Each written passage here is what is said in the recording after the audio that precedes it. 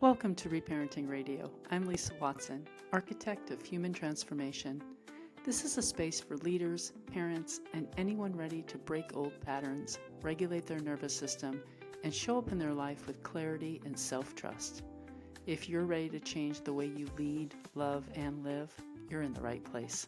Let's begin. Hello, and welcome back to Reparenting Radio. Over the past couple of weeks, I've been having conversations with different people in different places, and I've been seeing information pop up in my awareness that have all had the same theme. And when something repeats in my reality, I like to pay attention because repetition usually means that something is asking to be paid attention to. And what I keep hearing are a lot of voices telling us how to heal. And I know this may not be new, but right now it feels louder, and I think that it calls for a PSA. Because everyone seems to have the answer to how to heal trauma, how to regulate your nervous system, how to manifest, how to stop sabotaging yourself, how to fix your relationship or your money issues. And usually the answer that they're offering is one thing, one doorway. It's all in the body. It's all subconscious programming, it's trauma, it's mindset. You just need more spirituality or affirmations don't work. It's all somatic work. Whatever it is, every time I hear that one solution method, I think, I like that solutions are being offered, but the one solution method is really not complete because humans, we're not single-layered beings. Trauma, conditioning, and healing, they're not stored in just one place. We are a multi-layered system. And when we try to heal through one layer, the physical or the emotional or the mental or the spiritual, we might find relief, but we don't get stability. We need to work with all four of our bodies. I saw something recently that said trauma has to be moved through the body, and somatic work is the only way. And it said that mindset and affirmations, they don't work. If you are not doing somatic healing, then you are not healing your trauma.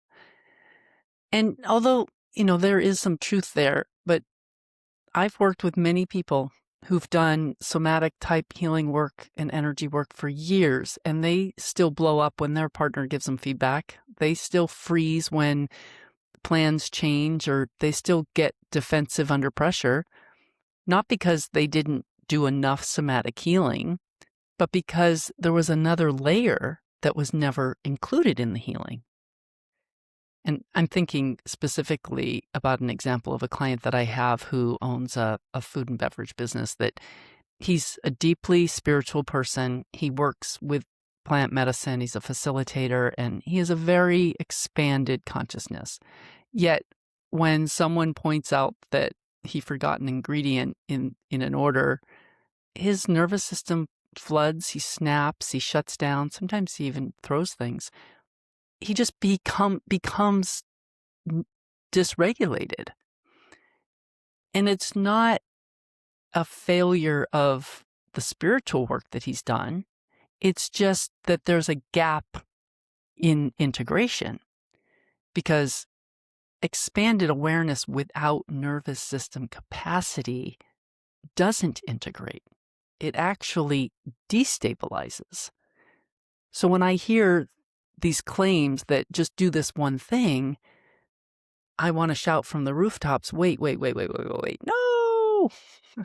Although that may be helpful, it's not the thing. You can't out-spiritualize a dysregulated nervous system. You can't mindset your way through an untrained body. And you can't do inner child work without addressing how your system handles stress now. These layers, they're not competing with each other. They're actually compensating for each other. Everything is information. The conversations that we have are information. The experiences that we have are information. The food, the content that we consume, the pace that we live at. None of it's random, and none of it is a moral failure. It's all feedback. It's feedback about what your system can currently hold and how it's trying to protect you. And that matters because when we see our reactions as information, we stop trying to override them and we start listening. The trick is not to take it personally, to simply look at it through the eyes of the observer. And this is one of the reasons that I work with the 4 bodies and the 5 selves. Not because I want to separate things necessarily, but because information shows up in different places. The physical body tells us what's being carried. The emotional body is going to tell us what's being felt or avoided. The mental body tells us what story we're telling about our experience. And the spiritual body tells us what meaning we're assigning to it. If we only listen to one channel, we miss the message. Or we could miss the message. Healing isn't about finding the one right tool. It's about becoming fluent and acclimated to how your own system works so that you can read the signals, respond with leadership, and bring back all parts of you into cooperation. That's how healing and regulation happens. That's how integration works. And that's how change actually sticks. Because although we are one body, if something hurts, we don't say, well, I don't believe in a separate system. I don't believe in organs. I just believe I'm one body. And so you ask instead, is this my nervous system? Is this muscular? Is this hormonal? Is this inflammation? Is this a sleep issue? Not because we're fragmented in any way, but because you can't heal what you refuse to localize. And looking at parts isn't separation. It's more precision work. Like you're really getting into the detail, like where is the actual problem coming from? Is it in many different layers? What do I have to do to cure it, not just only address one aspect of it?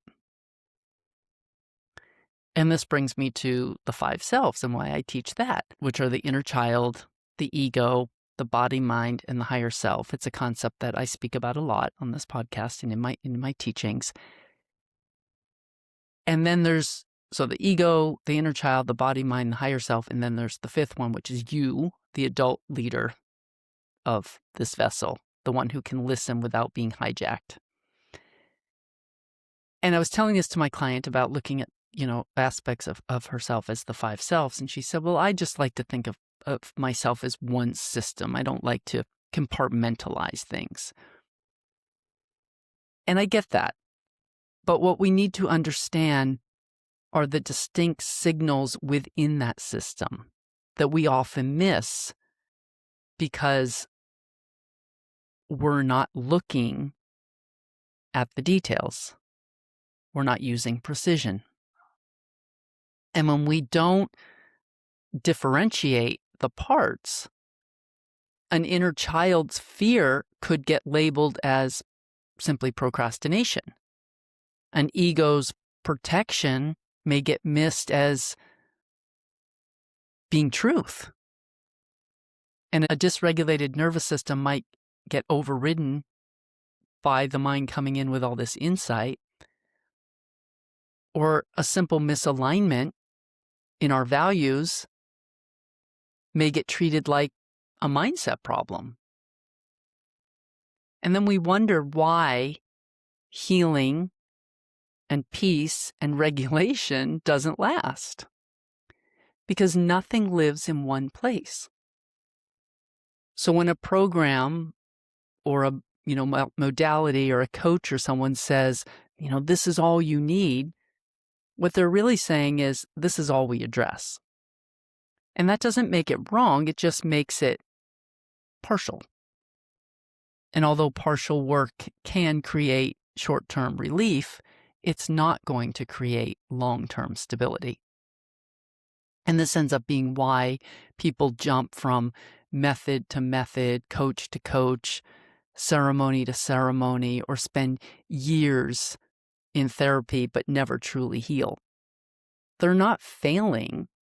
Their system just hasn't been worked with as a whole. Real healing doesn't ask for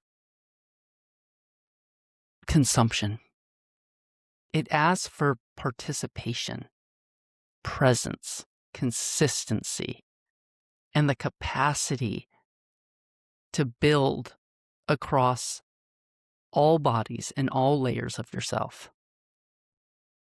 So if you're standing at the beginning of a new year right now, as it is January, and you're feeling pulled towards the next solution,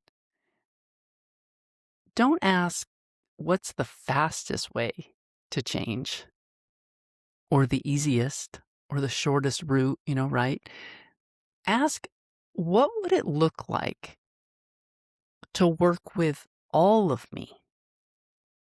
Because when your body is resourced, your emotions are allowed, your mind is trained, and your spirit is grounded, then you don't need a miracle. You become stable enough to create change that actually holds. And that's the kind of transformation that doesn't disappear when life gives you feedback. That's lasting transformation. Thank you for listening to Reparenting Radio.